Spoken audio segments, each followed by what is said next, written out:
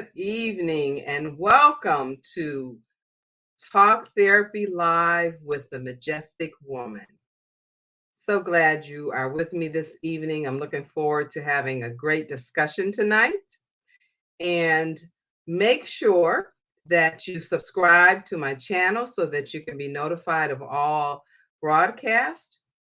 But tonight is a special night because Talk Therapy Live is actually an expanded version.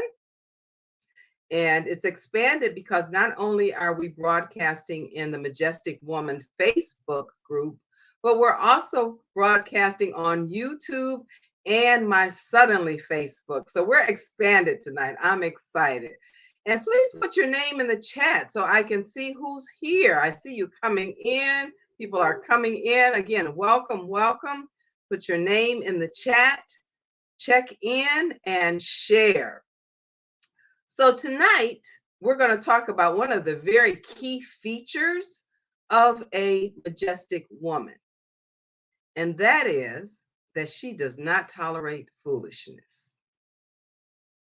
Just going to put a pause there. Hi, Nakia. Hi, Adriana. Welcome, welcome. And because she doesn't tolerate foolishness, the way that she doesn't tolerate foolishness is because she sets boundaries. She knows where her no is. And so that's what we're going to kind of talk about tonight.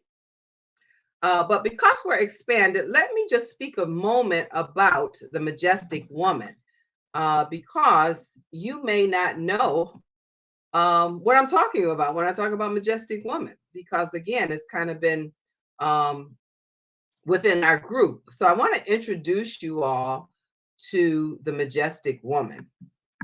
And as you can kind of see, and I'm going to kind of remove that banner so you can kind of see. This is, I had the majestic woman. And as you can see, she's quite beautiful and she's quite majestic. And so majestic by its very definition means having or showing impressive beauty or dignity. She's beautiful, powerful, and causing great admiration and respect wherever she is and wherever she goes. She's dignified and she's inspiring. And I kind of came up with this concept of the majestic woman because I've been a counselor for 30 years. I didn't even introduce myself. Good evening. I'm Candy Winfield. I'm a licensed professional counselor. And over the 30 years that I have been a counselor, there have been many values and characteristics that I've come to recognize that are very important in terms of a woman showing up. And so I have kind of combined many of those characteristics and defined it as a majestic woman. So some of those values and characteristics are that she knows that God is her source. She knows her worth. She values sisterhood. She's aware of her gifting. She's resilient. She is, again, does not tolerate foolishness. She responds instead of reacts in situations. She's financially savvy. She honors her king, does not disrespect him. She honors her own temple, and she has a royal circle. So in the Facebook group, on a weekly basis, we kind of talk about one of these characteristics. And in the past, I have actually brought in someone who I feel exemplifies the characteristic, and we just have a discussion. So it has been really awesome. Tonight, we're talking about boundaries. Hi, Cheryl. Welcome. So good to have you on. Again, please put your name in the chat. Let me know that you're here. And that you are on live. I know we're streaming on several different formats. So I'm trying to watch all of them and make sure that I recognize all of you. So tonight, because we're talking about boundaries and that the majestic woman doesn't tolerate foolishness, I decided that I would kind of be the one who would talk about boundaries because I kind of consider myself the boundary queen. so to speak. And so I wanted to kind of address this topic myself. So I'm not going to have a special guest tonight. You just kind of stuck with me tonight. But in the future, I will be bringing on guests who talk about, exemplify, and exude the characteristics that the majestic woman has. So again, tonight we're talking about boundaries. Welcome, Sharika. So good to see you. And know too that this is an interactive discussion. I want to hear your comments. I want to be able to answer your questions. I want to hear your nuggets about boundaries because all of us have been and had experiences where we set good boundaries, but we've also had experiences where we did not have boundaries. So, again, please share. I think we get the most out of it when we are interactive and we're telling our own stories and we're also hearing other stories. So again, welcome, welcome, welcome. This is Talk Therapy Live, and we are talking about the majestic woman who does not tolerate foolishness. And as I was thinking about the topic, it occurred to me that boundaries is something that everyone needs to know about. And so that was part of my motivation of opening it up to the other platforms because boundaries are something that everyone needs to know about and that everyone needs to practice effectively. And everyone doesn't. So, again, welcome. Put your name in the chat and please share. This is a platform where, again, you can participate, share your comments, give StreamYard permission to show your name on Facebook if you're on Facebook. Welcome, Monique, Leah, Chiquita, Andrea. So glad to see you all. Oh, it's just awesome that you're all here. So glad to see you. So let's jump right in because I don't want to hold you long. I'm only going to be here for a short minute. So I'm going to jump right in. The majestic woman does not tolerate foolishness, and she eliminates foolishness from her life because she knows where her no is, right? She has a no, and she exercises her no. She states her no. She lets people know where her no is. And that in and of itself kind of eliminates a lot of foolishness. So, of course, we're talking about personal boundaries, right? And personal boundaries are necessary because they protect and they maintain your personal safety and your well-being, your emotional well-being, your physical well-being, your safety. Boundaries, again, are very, very necessary. They prevent and eliminate foolishness. So I want to ask you, when I say personal boundaries and you think about boundaries, what are the areas that we all need boundaries in? Let me hear from some of you. What are some types of personal boundaries that are necessary that you can think of that you have actually had to implement and use?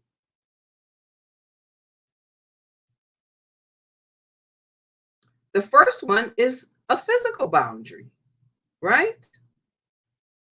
Physical boundary. Personal boundaries is kind of the umbrella, and under that umbrella, there are many other types of boundaries. So let's talk about first a physical boundary. Physical boundaries mean your physical being, your body, your the most visible boundary that you have that protects you is your skin, because everything within your skin belongs to you. So your skin is a physical boundary. It houses you. And so when we talk about eliminating and not tolerating physical boundaries, your skin, your person, your personal space is a boundary. So, and Cheryl says, my space. Sharika says, emotional boundaries with family first comes to mind for her. But yes, absolutely. Work. At work, you have to have work boundaries. Absolutely. And we're going to talk about that. So again, when we talk about physical boundaries, your body, your extremities, where boundaries get crossed is again through touch sometimes. And in eliminating foolishness, you have to pay attention to touch, paying attention to a shove or a push. And again, now I'm thinking of like in a relationship, and I'm thinking about in terms of eliminating foolishness, it can start with a push or a shove. Oh, I didn't mean it. I was upset. I didn't mean to push you. But think about that. If someone, particularly a significant other, pushes you or shoves you, at that moment, he has been or she has been physically aggressive. And we know that physical aggression, physical abuse is on a continuum. It kind of starts with a push or a shove, then maybe a slap, then maybe a choke. But that first push or shove or inappropriate touching of you, and I say inappropriate, I mean physically and aggressive, that's a sign, that's a red flag. If you set a boundary there, that's not okay. Don't put your hands on me again. And for me, it's not only don't put your hands on me, I am not going to put myself in a situation where you can put your hands on me. That's the boundary that needs to be set. Because that person has shown you what? That they will violate your physical space, your physical being. So again, in eliminating and not tolerating foolishness with physical boundaries, pay attention to touch. And if you're getting pushed or shoved or pinched or hurt in any kind of physical way, pay attention to that, and you need to set a boundary. Another boundary that I want to talk about quickly is mental. Your mental health, your mental well-being. When that is violated, that can be violated by paying attention to how someone makes you feel. If you're talking to someone and engaging someone and they make you feel bad, they make you feel belittled, they make you feel shamed, they make you feel intimidated. Those are areas where boundaries need to be set so that you don't end up dealing with foolishness. So recognizing in an emotional space that there are areas that should not be crossed, that you have to kind of draw a line and identify where you're going to set the boundary emotionally to protect, because remember I said boundaries protect your emotional well-being, and know that you have a right to do that. What are some other boundaries? One viewer has said work. Let's talk about work, workplace boundaries. Absolutely. Because when we are hired or we're working, we have a job description. And the job description kind of identifies the areas that we're responsible for, what our duties and obligations are. And that is the framework and the boundary that we work within. And sometimes when someone is asking us to do something outside of that, there might need to be special permission. Or if someone is kind of not doing their work and they want you to do something else, again, you may have to set a boundary. Well, that's not really my responsibility. Can you take that to our supervisor? And if my supervisor comes to me and asks me, then that might be a little different, maybe, but it just kind of depends. So again, in the workplace, absolutely, there are boundaries. In the workplace, you also have to be concerned about, again, physical boundaries, because there can be inappropriate touching at work. There can be inappropriate comments that kind of cross the line into harassment. And so absolutely in the workplace, there needs to be boundaries. Has anybody had any issues with workplace boundaries? Cheryl says, yes, we are entitled to our space, however wide it is in all of these areas. And you determine where that perimeter is, correct? You make determine that depending on your comfort level, what feels comfortable for you. Let me, for a moment, just kind of define boundaries. Oops. Okay, here we go. So if you think of boundaries in the physical sense, it's like a fence. And when you think of a fence around your property, it is a border. It defines what belongs to you because everything within inside that fence belongs to you. Everything outside of the fence belongs to someone else. It defines what you're responsible for. Boundaries help to keep the good in and the bad out, or it lets the bad out and keeps the good in. Boundaries protect, as I said, boundaries are necessary, and boundaries work. We have someone who said they had to tell their boss, do not call me after hours. Absolutely. Absolutely, that is a boundary because sometimes if you don't set that boundary, you may get calls after work. If you respond to emails at 8 o'clock at night, guess what? The expectation is now going to be that you're going to respond when I email you at 8 and 9 o'clock at night. So again, you have to kind of set some boundaries around your work schedule. And sometimes it's easy. Well, it's easy to answer an email. But again, you're setting up an expectation that if I emailed you, that you're going to respond to it. So be mindful of that. Calling after hours. Well, it's a big one. Kind of, again, depending on your responsibilities.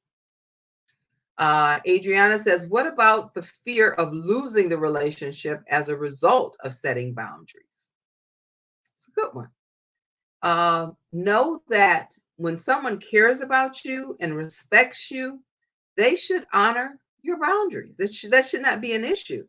That you should be able to have a dialogue with that person where you come to a mutual agreement in terms of what is acceptable. If someone is not willing to honor a boundary that you set and that you have asked for, you have to kind of ask yourself, do they really respect me? Do they really care about me? Do they value me if they don't want to honor your boundaries? Sharika says, yes, I'm trying hard to set them at work before I get burned out. Yeah, because you don't want to get to that point. And that's, again, boundaries protect you from being burned out, from being overwhelmed.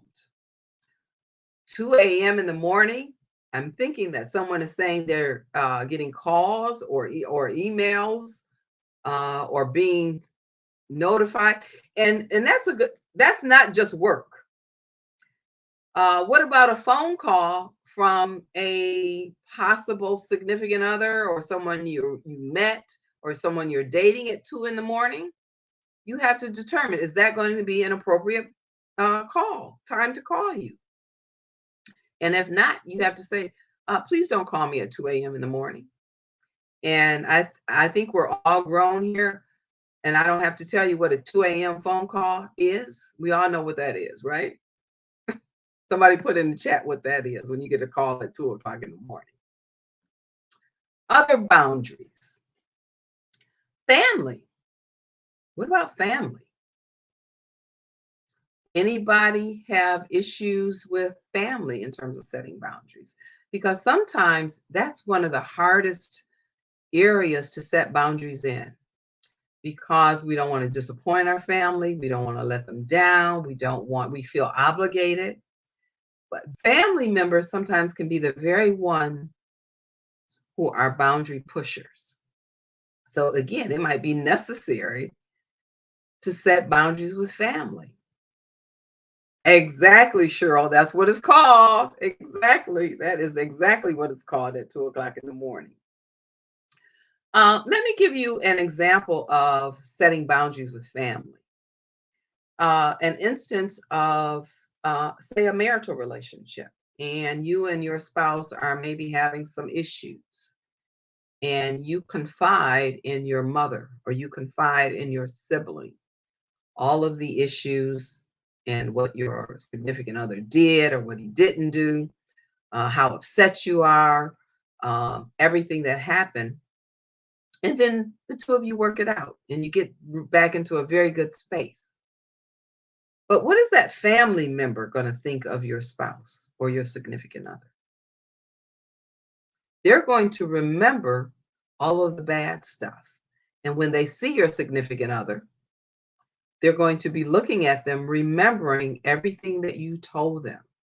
So a boundary, particularly with a family, is that you can't discuss your relationship, particularly your marital concerns, issues, problems with family members, because family members will remember when you have made up and have long forgotten and forgiven what occurred. And sometimes they don't. And so it can sometimes create a wedge. It can create bad energy. And so know that family members cannot be a confidant in terms of what's going on in your marriage. You have to be very selective in terms of who you share with when you are discussing marital issues. What are some other areas that get cause trouble within families with boundaries? Anybody? Uh, we have a comment. The struggle is the emotional attachment that makes it difficult to set boundaries. Right.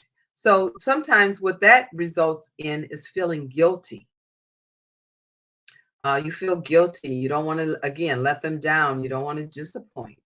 And so you sometimes give in when you really need to set a boundary and say no, or uh, give it back to them sometimes, even. We have to recognize guilt. And sometimes when you're feeling guilty, sometimes that means you need to set a boundary. And often I say to my clients, if you're feeling guilty, learn to process guilt differently. And when you feel guilt, kind of stop and ask yourself, is there a boundary that I need to set right here because I'm feeling guilty? If someone is saying and doing things to make you feel guilty, to get you to do something that maybe you don't want to do, yeah, you may have to set a boundary. Sexual boundaries. Being aware, and again, ways to prevent foolishness in that area is be aware and pay attention to how someone makes you feel, how they touch you. If they're asking you to do things that you're uncomfortable with, if they're asking you or saying even sexually explicit things that you feel are inappropriate and demeaning, maybe inappropriate touch, and this can kind of happen when you first meet someone and you don't know them well enough for them to be touching you or to be saying particular things to you. Again, recognize that as a boundary violation and that you may need to set boundaries. And if you don't, later on, it could lead to foolishness. Nakia says, with adult children, absolutely. Because adult children are really good with making you feel guilty. You should do this for me when they're all the way grown. Right? So again, knowing where the line is, knowing where to set boundaries. Spiritual boundaries.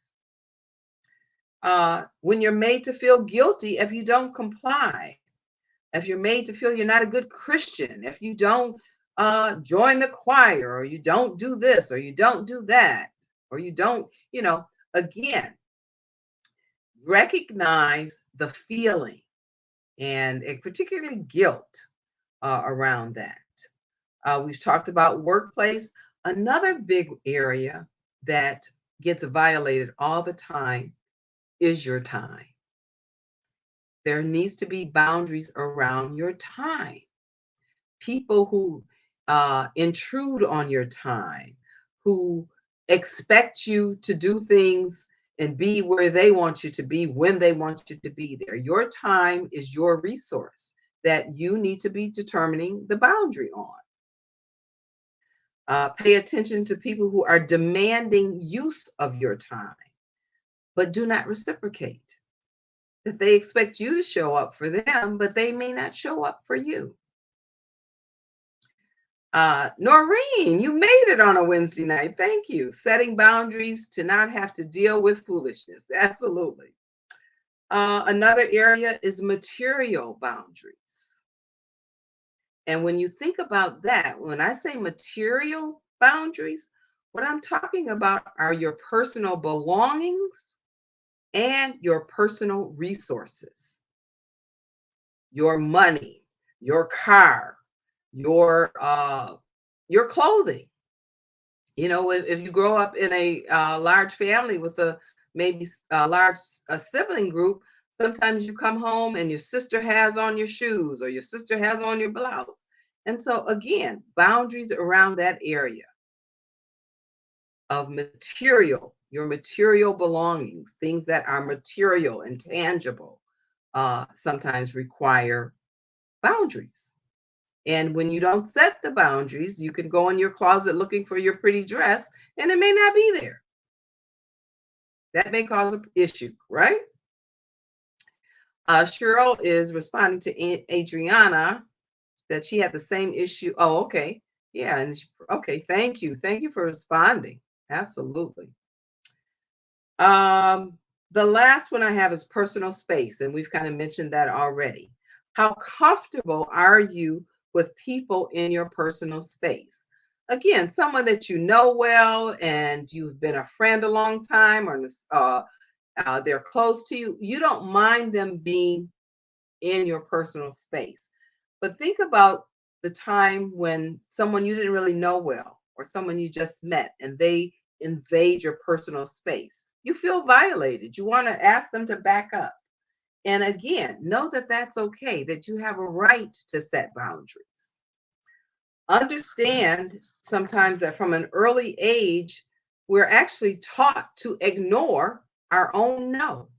Think about it. And think about sometimes with your own children. You may take, and this is an example that I kind of thought of that probably happens all the time. When you take your baby to see Santa Claus and they're scared of Santa Claus and they're crying and they're scared to death, and you kind of make them sit on Santa Claus's lap. So at that point, you're kind of not honoring the child's boundary because the child is, I'm scared to death.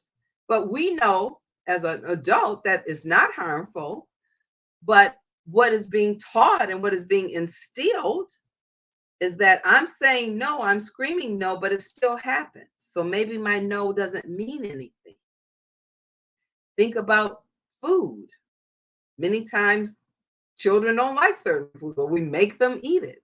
So again, kind of what gets internalized is my no doesn't mean anything. They fall and scrape their knee. They're bleeding and they're crying. And we may say, you okay, you'll be fine. You didn't hurt yourself. Stop crying. So again, we have to be consciously aware of how sometimes we teach early on not to honor boundaries. And so when we grow up as an adult, we kind of again don't know the line, where the line is, and we don't even trust our own internal thermostat that's saying that's not okay. And again, we allow stuff in that we should have set a boundary with. So in those situations, and again, sometimes in families, the implied message is that to say no, to honor yourself, is kind of being rude, or that you don't care, or it's not being nice, that you should again allow it. You're not being a good daughter or a good sister.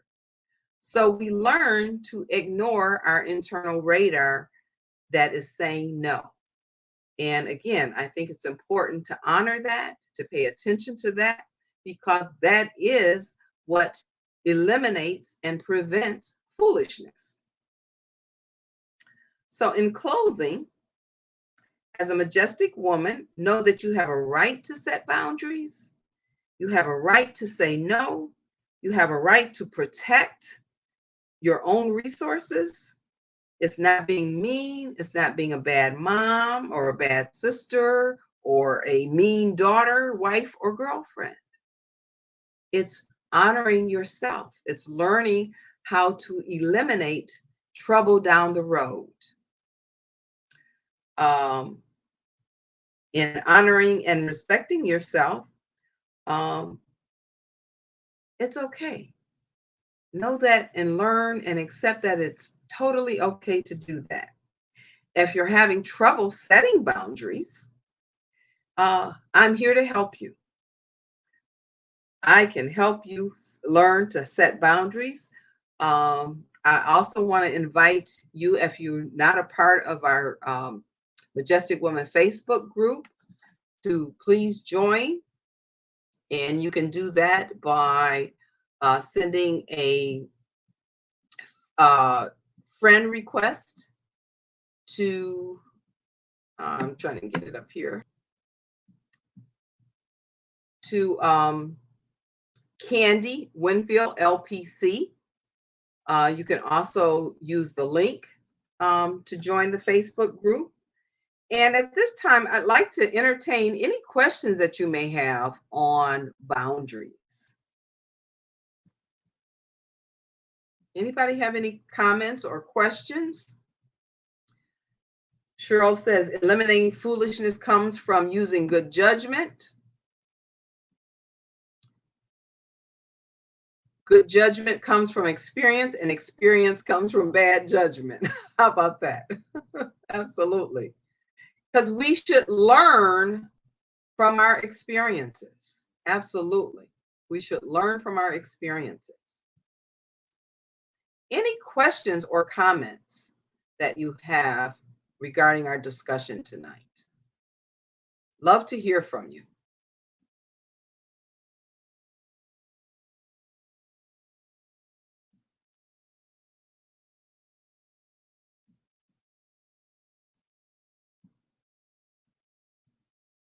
We have a question. What are some ways to maintaining the boundaries you set? Okay, that's a good one. You have to be firm with boundaries because if you don't maintain them, if you don't set them and keep them, you're teaching people that they don't have to honor your boundaries. So when someone crosses, you have to call that out. Hey, wait a minute. Remember I said not to call me at 2 a.m.? Remember I said not to touch me? Remember we talked about that I wouldn't be loaning you any more money? So remind them sometimes of the boundary that you set. When they cross it, don't allow that to happen. Call it out. Make them aware that you're recognizing that they are not honoring the boundary you set. Is setting boundaries more important for others or for ourselves? Both. Because remember, boundaries protect you. And so when you don't have boundaries, again, sometimes people are able to come in a way that does hurt or harm or violate. It's important with boundaries because boundaries help you to teach people how to treat you, what's acceptable, what is okay. And so it becomes very important to notify, to distinguish what the boundary is and where the line is. It's very, very important. This is a great reminder of all the boundaries I need to keep up daily until it's a habit to protect my peace. And thank you, Sharika, because that's the other thing that boundaries allow is peace. And so when you don't have foolishness, you have peace. If you have foolishness, you have chaos. And so again, as a majestic woman, it's about peace. And so absolutely, it protects your peace. And think about it. If there's a lot of chaos, a lot of drama in your life, you may need to examine where are boundaries being crossed, because it may mean that the boundaries are being crossed. I'm still dealing with some boundary setting. It is a process after not truly exercising them. Yeah. And that becomes quite a problem, because if you haven't had boundaries and you begin setting boundaries, people sometimes get upset. They don't like it because, again, they have been able to be intrusive. They have benefited from you not having boundaries. So when you start setting boundaries, they make you feel like you're doing something wrong. Sometimes people even become angry at you because you're setting boundaries. Because again, sometimes now they no longer can benefit. Think of the example when you loan money over and over again and don't it's not returned or paid back. Well, they're benefiting. And so now when you say, no, I'm not giving you any more money, they get upset because they are no longer able to benefit from it. So you have to kind of draw the line. Absolutely. Any other questions? Love to hear your questions, comments, thoughts. Any examples of boundaries that weren't there, or boundaries that you set that allowed you to be protected and caused you to have some peace? Cheryl says they became very angry. Yeah, a lot of times they get mad. Absolutely. Sometimes indignant because you're protecting yourself, because you're setting a boundary for you. Absolutely. So the last thing I'd like to talk about in terms of the Majestic Woman, because again, weekly we are meeting and talking about the Majestic Woman and the values of the Majestic Woman. But in the fall, we are going to have a program, an online webinar, where we really delve in and discuss and teach. I'm going to be teaching about all of these values and characteristics of the Majestic Woman. It's going to be very interactive. You'll have a workbook. And again, I'll be teaching, and it's going to take place in October. So please mark your calendars. It's going to be every Monday in October for 5 weeks. There's 5 Mondays in October.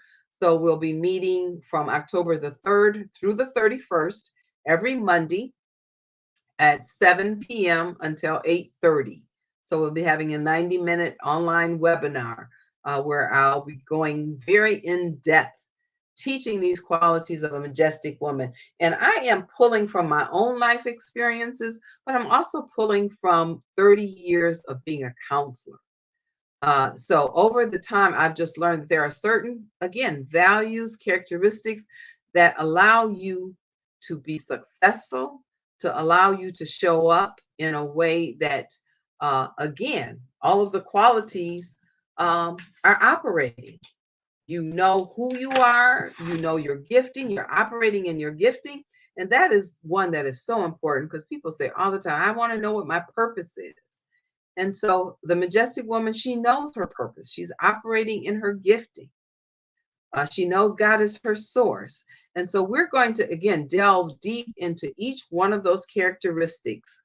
And when you finish, you will be well on your way to becoming a majestic woman. So I look forward to seeing and meeting and discussing and teaching all of you and continuing our discussions weekly on this platform. So again, thank you so much for joining me this evening and taking the time to be here. I just really, really appreciate it. Please share and know that this is available for viewing later. So if you are joining after the broadcast, thank you so much for viewing, and stay tuned because we are on our way to becoming majestic women.